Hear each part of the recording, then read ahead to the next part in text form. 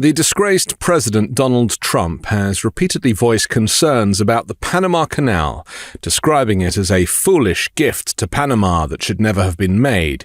He's even suggested the US should reclaim control of the vital transport corridor, further alleging that China operates it, a false claim he reiterated during his inauguration, despite providing no evidence.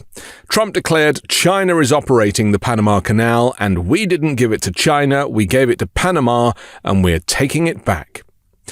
These statements have drawn attention to China's involvement in the region, but what role does China actually play, and who ultimately controls this critical waterway for passenger vessels, but also for cargo and military ships? Is Donald Trump creating an unwanted solution in search of a problem? The Panama Canal is a 51-mile passage connecting the Atlantic and Pacific Oceans. It was constructed and owned by the United States in the early 1900s. However, under the 1977 Torrijos-Carter treaties, control of the canal was transferred to Panama in 1999, ensuring its neutrality in perpetuity.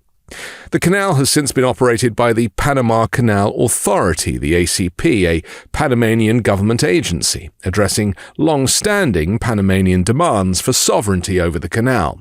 President Jimmy Carter argued the transfer would ensure the canal's neutrality and improve U.S.-Panama relations.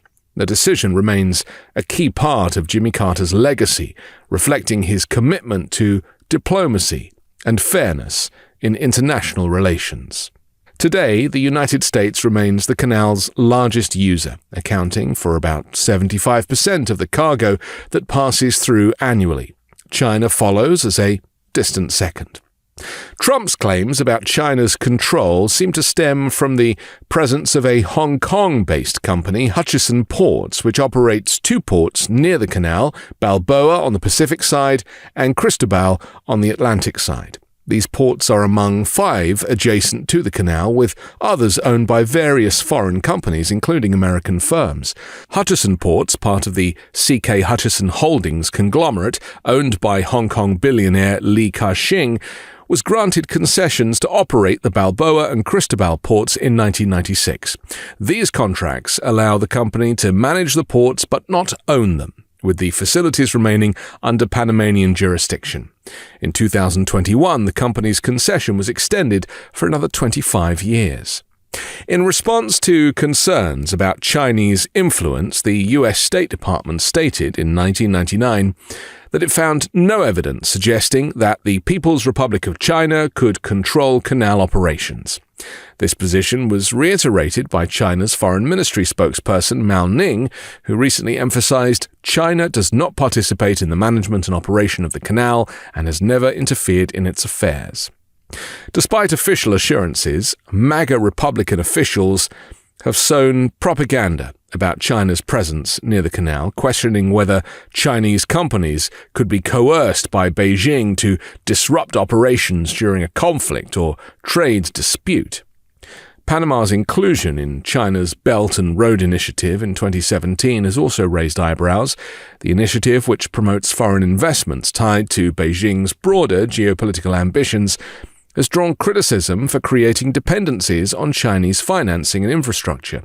Some analysts believe Trump's rhetoric may be aimed at curbing China's growing economic influence in Latin America, where Beijing has persuaded several nations, including Panama, to sever diplomatic ties with Taiwan.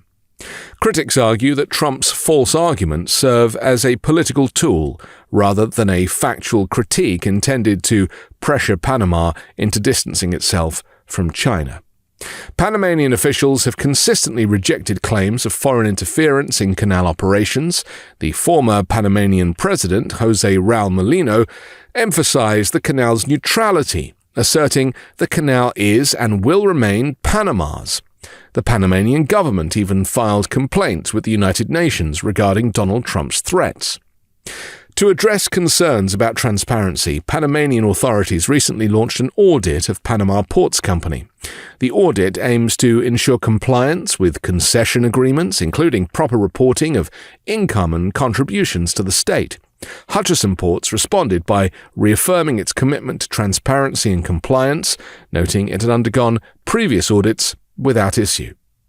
While Trump's rhetoric about the Panama Canal and China may resonate with his supporters, the facts tell a different story. The canal remains firmly under Panamanian control, operated by the ACP. China's presence is limited to port operations under long-standing commercial agreements, and there is no evidence suggesting that Beijing controls the canal or its operations. Nevertheless, concerns about Chinese influence in Latin America persist, particularly as Beijing deepens its economic ties in the region. Trump's remarks may reflect broader anxieties about China's growing global footprint, but they fail to accurately portray the canal's ownership and management. Donald Trump is desperate to paint China as America's enemy on trade. In reality, the trade relationship between the United States and China is one of the most significant and complex in the global economy. It has evolved over decades. It's characterized by mutual interdependence, competition, and occasional tension. China is a leading exporter to the US, providing goods like electronics, machinery, furniture, and textiles. The US exports products such as agricultural goods, soybeans, corn, aircraft, and machinery to China. The trade relationship is marked by a significant imbalance, with the US importing far more from China than it exports. And the trade deficit has been a recurring point of contention in US policy discussions, with critics arguing it undermines US manufacturing and jobs, which basically struggle to compete with China's rapid manufacturing base. This US-China trade war, initiated in 2018 under the Donald Trump administration, imposed tariffs on hundreds of billions of dollars worth of goods. This was aimed at reducing the trade deficit and addressing concerns about intellectual property theft and forced technology transfers, but ultimately was paid for by American consumers. While the relationship remains strained, both countries benefit from the economic interdependence, something that Donald Trump simply fails to understand. I'm Anthony Davis. You can find me on the 5 Minute News YouTube channel and podcast, on Wednesdays co-hosting Uncovered, and on Sunday on The Weekend Show with MeidasTouch. Love this video? Make sure you stay up to date on the latest breaking news and all things Meidas by signing up to the MeidasTouch newsletter at MeidasTouch.com/newsletter.